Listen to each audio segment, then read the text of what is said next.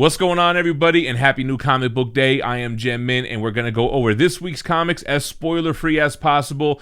Kind of a light week for me. My shop did get shorted 4 DC titles, so Superman and the Authority, Wonder Woman, Justice League Last Ride, and Strange Adventures did not come in. Hopefully I can read those sometime soon to get caught up. And there was a light week for indies as well.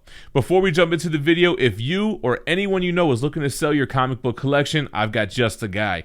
Nick Barucci from Dynamite Entertainment is buying collections, paying top dollar right now. Shoot him an email to nick.barucci@dynamite.com and make sure to include comic book collection and Mint Collectibles in the title. If you're not looking to sell any comics but looking to buy some, check out dynamicforces.com for the latest comic books, back issues, variants, CGC, and more, and use the code GEMMINT10 to save 10% every time you shop there. Also, I did pick up some of the Joe Jusco variant covers, again, from the 1992 Marvel Masterpieces, the Hobgoblin cover from Amazing Spider-Man 75, one of my favorite cards of the set. Absolutely love this one.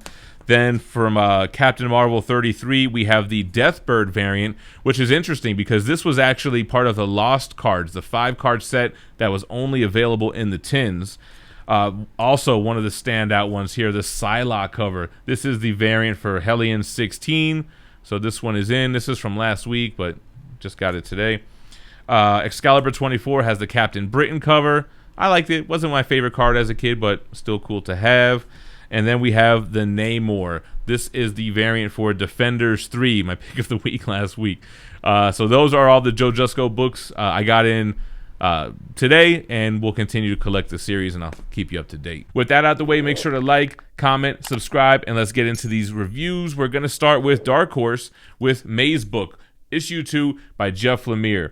First of all, I love Jeff Lemire. He's a great writer, but he's also illustrating this, and he tells the story as well with just his art as he does with the dialogue. Issue 1 was a little depressing, and it had a glimmer of hope at the end, which is what kept me invested, and we continue on that path. This man lost his daughter to some type of disease 10 years ago.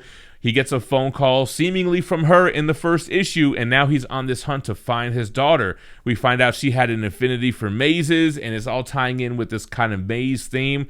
So really interesting stuff. I'm hooked. I'm really excited to see what happens next, and I kind of gave Dark Horse some flack for the page quality and overall paper quality of their Lucky Devil book last week. This book is solid. It's like a thicker hardstock book, so not sure what the difference is between May's book and Lucky Devil, but I guess it's not all their comics that have that same type of paper quality. Moving on to Marvel, we have the final issue of the Immortal Hulk with issue 50 by Al Ewing, who's joined by Bennett, Jose, Barbo, Mounts, Petit, and Ross. I kind of haven't really been into Immortal Hulk for a while. I feel like I liked the first arc with the Green Door, and it just got zany and crazier. And that's kind of what happens here too. Again, no spoilers. There's kind of a little hint on the cover here, but it gets pretty big and epic at the end here. This big final confrontation between the leader, going back to the origins of Bruce Banner's ancestors and the leader's ancestors. I don't know if the payoff was really worth it. I feel like it wasn't. I feel like we had 50 issues plus a lot of one-shots. Interesting art, horror aspects for Hulk, stuff that we never really seen before, but I don't know that it was worth it. All right, then we have Darkhold Iron Man. This is a one-shot from this new Darkhold type of event that's going on right now. I dug the hell out of this. This was kind of like a what-if Iron Man horror story, retelling his origin, because essentially in the Darkhold one-shot or first issue, they all had to read the Darkhold, which would allow them to see their nightmares. So we don't really see that aspect here. We're just in the nightmare of Tony Stark and kind of reliant on the Iron Man suit to live, but in a more grotesque type of way, and it almost changes him into kind of like a zombie type of creature. I dug it. Horror inspired. It was a what if, which I'm a sucker for anyway, so yeah, I dug it. Then we have Black Panther Legends. So I ended up getting like an early review copy of this. I really only read it because I got it so early and I had some extra time. It's not something I would have picked up normally. I mean, I'm down for the new Black Panther run. I think Alex Ross is doing covers and such. But this one, it was just okay. It was kind of like a T'Challa origin story. His parents adopted a white boy that was like his brother, and kind of playing with that whole Wakanda should help the rest of the world type of stuff, and the adoptive brother is kind of like, I don't know, a metaphor for the outside world. But it was just okay. I mean, I kind of dug it. If you got some extra bucks laying around, if you're interested in Black Panther T'Challa, it might be something for you. I thought it was just okay. Moving on to X-Men number 4, Jerry Dugan with Pina and Arsene Yeaga. So I like this one. This was kind of like a one-shot in a sense. It's a Nightmare issue, and I always dug Nightmare from the Joe Jusco 1992 Marvel masterpieces. So basically him terrorizing people's minds because Doctor Strange is dead, canonically, is that a word? In the Marvel universe. So it's really a Jean Grey and Cyclops type of issue. Jean Grey, pretty badass in this. And we get a little tease at the end on this overarching threat that's brewing with this guy traveling to what used to be Mars, now is Araco. So I definitely liked X-Men 4. On to Amazing Spider-Man 76, Wells, Gleason, and Menez. So I dug this one, man. This is beyond Chapter 2. So in the big issue 75, where we had the new creative team on Spider-Man, Spider-Man gets hit with this radioactive blast by the UFOs, and we find out that Ben Reilly's wearing a Spider-Man suit that has more insulation and padding. It's more equipped because it's funded by the Beyond Corporation. So Peter Parker's in a bad way. He's in the hospital. I dug the hospital scenes, the interactions with Mary Jane and Aunt May, and Ben Reilly's kind of redemption from him in issue 1. He was kind of a jerk in issue 1. So I dug it. I really like the flow of this. I'm liking Spider-Man again. So hopefully they keep up the pace here. And I just love that new Spider-Man suit. I mean, can we give it up for that suit? On to Shang-Chi issue... Dang, I can't tell. This is like a virgin cover kind of. I think it's issue 5 or so. The Iron Man issue. Each one of these issues has had a new Marvel big name attached to it, and it feels like it's done to give him clout. Like, hey guys, he's up here with the rest of these characters. I dug the issue. I thought it was exciting. I liked the fighting right away. I thought it was super cringe how Iron Man was like fighting Shang-Chi, and he's like, I forgot how good you are, like in the middle of this fight. Like, that seemed kind of whack. But overall, I do like this, tying it in with this cosmic cube that's come up missing, and the Avengers kind of acting out of character, accusing Shang-Chi of stealing it. Shang-Chi seems like an honorable guy to me. I don't think he did do that, just like he didn't steal the Iron Man armor like you can see on the cover here. But anyway, it's not a spoiler, just part of the plot. But I am enjoying this series, and next issue is with Thor, so you know I'm all over that. Then we got Kang the Conqueror, issue 3. I really dug this one, man. Issue 2 was a little bit of a lull for me, I think. I really liked issue 1. Issue 3 was dope, kind of going through time. Nathaniel Richards visiting the events of Avengers 8, which is the first appearance of Kang when he fights the Avengers, and tying it into the Pharaoh Rama Tut stuff from the Fantastic Four stuff earlier than that, all for him to save the woman that he loved back in those times. So Kang trying to tap this young version of himself to avoid the mistakes he made kind of set him on a completely different path. Cool battle with Doctor Doom, as you can see here on the cover. I just thought it was a clever type of issue. It almost lost me a little bit, because when you're doing time traveling, I'm like, all right, where are we at now?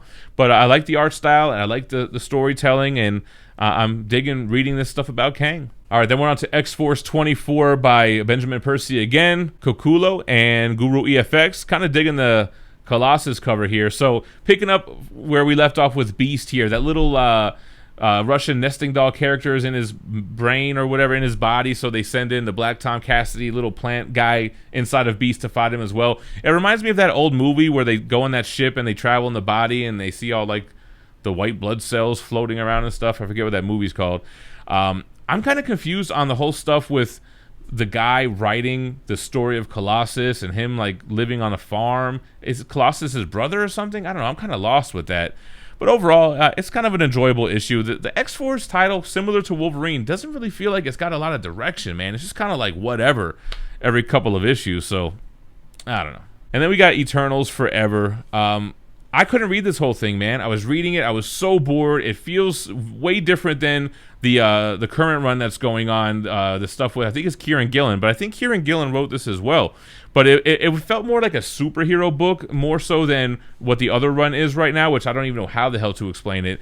I just wasn't digging it. I was super bored. A ton of characters I don't care about. I gave up like halfway through. All right, let's move on to the DC books. We have I Am Batman issue 2 by John Ridley. He's joined by Segovia and Locust. So this is the new Batman coming of age story. He's now Batman. He's in the streets. And I got to tell you, man, the stuff where Jace Fox is Batman and the fight scenes are incredible. The art style is great. The movements, the way it flows, I love it. Everything else, I hate it. The Jace Fox stuff is so boring. I can't stand it. And honestly, I don't really like the narrative that John Ridley's doing with this story. So I'm probably going to drop this title. I've had enough of this Jace Fox character. Him as Batman is cool, but he just is very boring, dull, and I'm just not into it. Then we got Batman 89, issue 3. This is by Ham, Quinones, and Ito. I gave it a chance. I didn't like the direction this was going either. Issue 2 I thought was whack.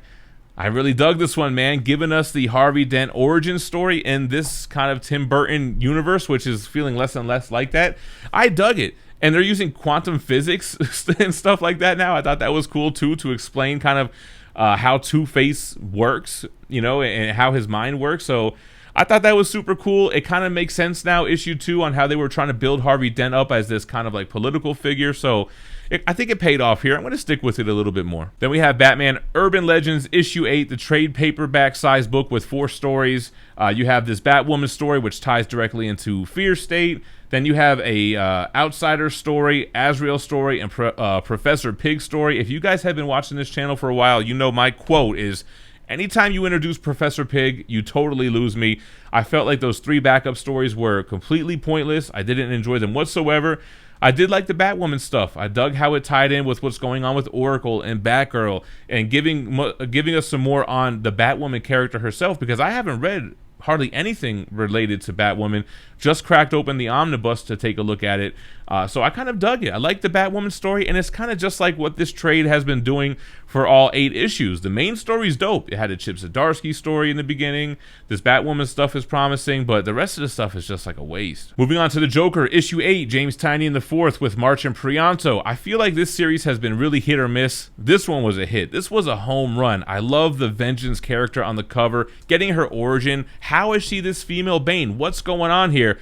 I love the explanation. I loved where it's going, and I love where it leaves off, right? So no Joker in this book whatsoever. I don't know why this is not called Gordon. I think it would have done just as well. I mean, Joker is way more popular, but it's not a Joker book.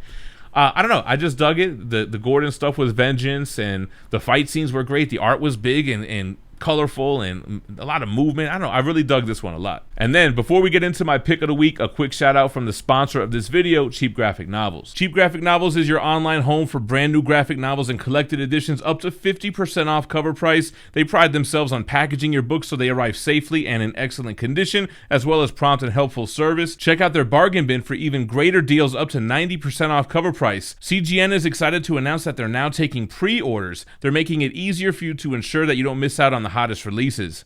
Cheap Graphic Novels is currently running a special promotion for the Geminites. If you're a first-time customer, let them know that you were referred by Mint Collectibles at checkout, and you'll receive a credit for free shipping on your next order. This promotion is only valid for the United States. Cheap Graphic Novels, your source for the hottest books with the kind of deep discounts and quality shipping and customer service that will keep you coming back for more. All right, guys, my pick of the week is Batman the Imposter. This is on DC Black Label, issue 1 by Mattson Tomlin, Andrea Sorrentino, and Jordi Belair. I love this, man.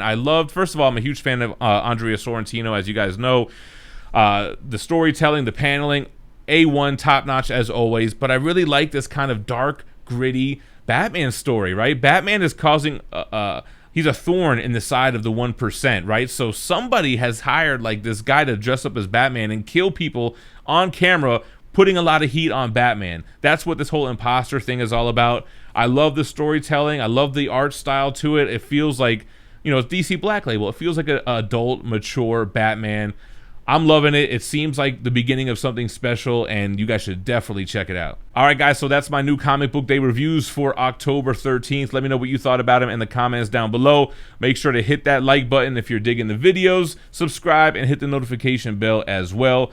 I appreciate you watching, but don't go anywhere. Check out last week's top 10 that I did with Rock and Robbie Billups. We got a brand new format, and we're talking our picks of the week, which I'll drop this Sunday as well to see what I thought the weakest book of the week was. And make sure to check out my new comic book day reviews from last week as well if you missed them. Stay minty fresh, y'all. Peace.